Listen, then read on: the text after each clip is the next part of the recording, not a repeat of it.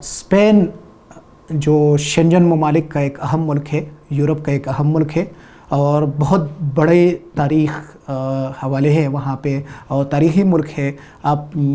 हैरान रह जाएंगे कि एक ही मुल्क के अंदर जो है आपको रोमन एम्पायर्स की भी बहुत सारे कुछ मिलेगा। मुसलमानों की एक 800 साला तारीख़ है वहाँ पे हुकूमत की, वो आपको मिलेंगी। ईसाइयों की मिलेगी और बहुत बड़ा मतलब आप ये समझे कि एक ऐसा मुल्क है कि जिसमें हर कदम पे आपको तारीख़ के वरक़ पलटने पड़ेंगे। तो उस मुल्क का वीज़ा किस तरह लगेगा, वहाँ पे आप किस तरह जा सकते हैं, तो उस हवाले से मैं इस वीडियो में आपको ज़रा थोड़ा सा तफसील बताऊँगा कि जिस तरह मैंने आपको पहले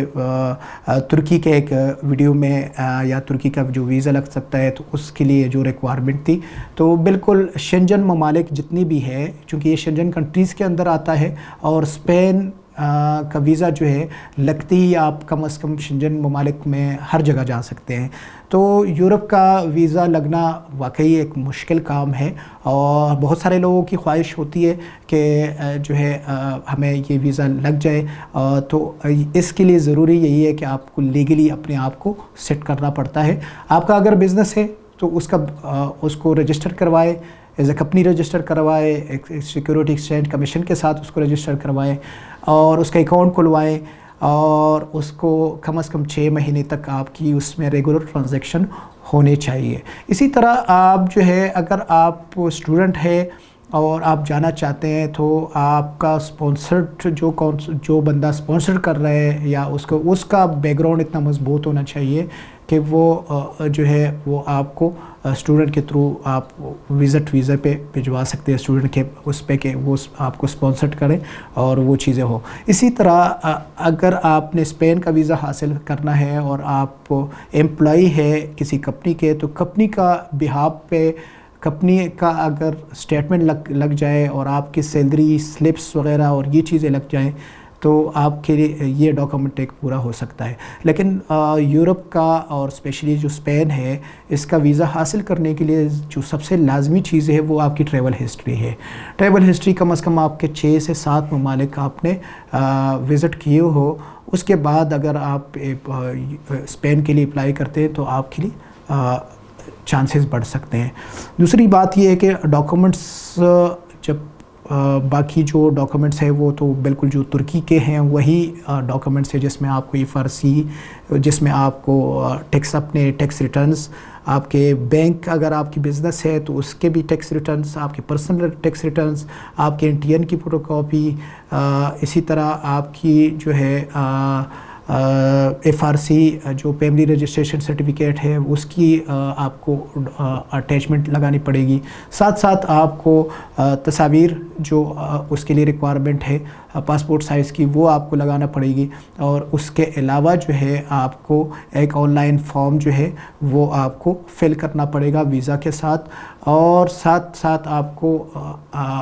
बिज़नेस प्रूफ भी देना पड़ेगा कि आपके अगर चैम्बर ऑफ कॉमर्स के साथ रजिस्ट्रेशन है तो उसकी तरफ से अगर एक लेटर एम्बेसी को लिखा जाए तो इसके